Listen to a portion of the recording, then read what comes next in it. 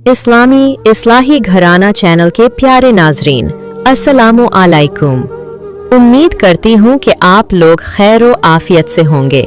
नाजरीन, आज मैं आपको ये बताऊंगी कि शौहर को अपनी बीवी के साथ हफ्ते में कितनी बार मुबाशरत करनी चाहिए और कौन सा वक्त इस मकसद के लिए ज़्यादा मुफीद है।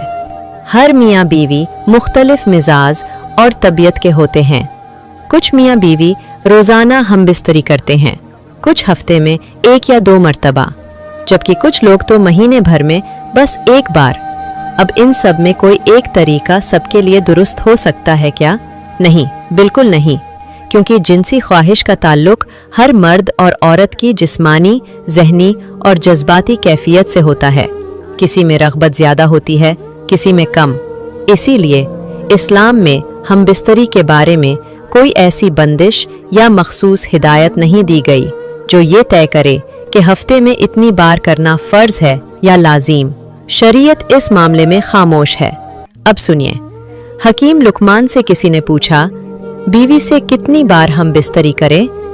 तो उन्होंने जवाब दिया, 1 महीने में 1 बार। उसने कहा, अगर इतना सब्र न हो तो?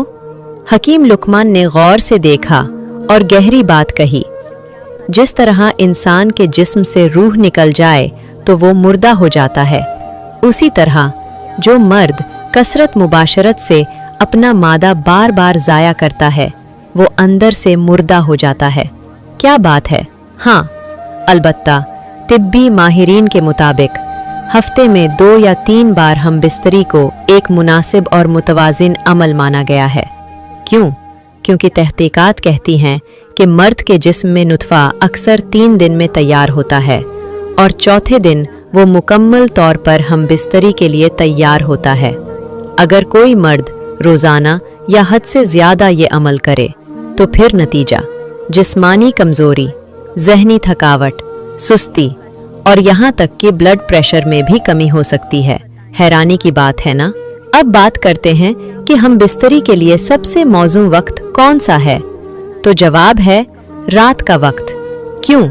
क्योंकि रात को घर में आमतौर पर बच्चे और दीगर अफराद सो रहे होते हैं, शोर शराबा नहीं होता, सुकून होता है, तन्हाई होती है, जो इस अमल के लिए बहुत ज़रूरी है।